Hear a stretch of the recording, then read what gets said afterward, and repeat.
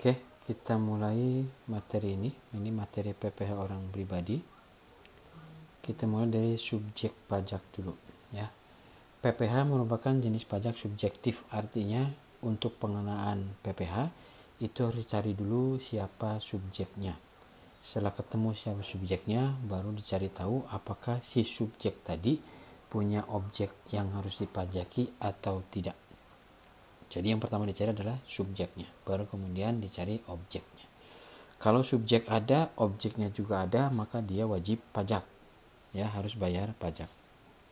Kalau dia bukan subjek pajak, kemudian punya objek pajak, itu juga bukan wajib pajak. Tidak perlu bayar pajak, gitu ya. Nanti saya jelasin lebih lanjut. Oke, sekarang subjek pajak dulu. Subjek pajak orang pribadi itu ada dua. Yang pertama orang pribadi, ya kita ini, gitu ya. Yang kedua warisan belum terbagi. Ya, apa itu warisan belum terbagi?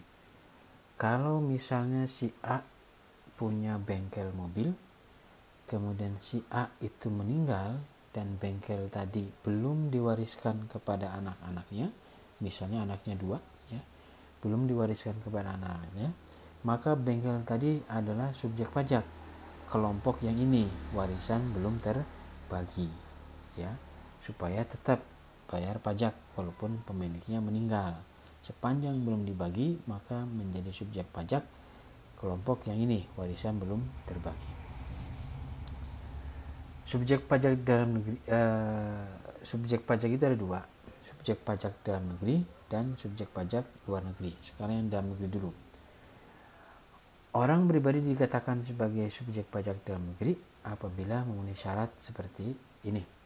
Bertempat tinggal di Indonesia, contohnya saya ya, dari kecil, dari lahir bertempat tinggal di Indonesia, maka saya subjek pajak dalam negeri. Berada di Indonesia lebih dari 183 hari dalam jangka waktu 12 bulan. Misalnya orang Singapura datang ke Indonesia 3 bulan di tahun 2019 kemarin. Setelah itu pulang lagi ke Singapura, kemudian masih di 2019 dia datang lagi. Berapa lama lagi? 4 bulan. Berarti total 7 bulan. 7 bulan itu berarti lebih dari 183 hari. Maka dia adalah subjek pajak dalam negeri walaupun tidak berturut-turut datangnya ya. Kemudian orang pribadi yang berada di Indonesia dan mempunyai niat untuk tinggal di Indonesia. Bagaimana kelihatan niat untuk tinggal di Indonesia? Sambil contoh paling gampang aja. Saya orang Singapura misalnya, kemudian punya kontrak kerja di Indonesia ya. Saya datang ke Indonesia tanggal 1 Oktober 2019 untuk bekerja karena sudah ada kontrak. Berapa lama bekerja di Indonesia? Katakan untuk 3 tahun. Maka sejak saya datang ke Indonesia, berarti saya punya niat untuk tinggal di Indonesia karena saya punya kontrak pekerjaan di Indonesia. Maka begitu saya punya niat, begitu saya tiba di Indonesia untuk kerja selama 3 tahun, maka sejak saat itu saya adalah subjek pajak dalam negeri ya. Jadi tidak usah nunggu 183 hari untuk menentukan apakah dia subjek pajak dalam negeri atau bukan. Saat datang ke Indonesia dan punya niat untuk tinggal di Indonesia dan niat itu terlihat dari adanya kontrak kerja, maka sejak saat itu juga dia adalah SPDN. Oke, subjek pajak dalam negeri. Kemudian warisan belum terbagi sebagai satu kesatuan menggantikan yang berhak ya.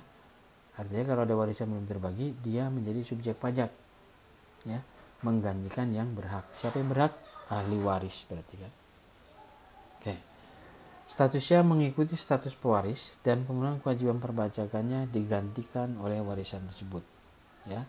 Jadi maksudnya supaya walaupun pemiliknya meninggal tetap harus bayar pajak karena warisan belum terbagi tadi tetap ditunjuk sebagai subjek pajak.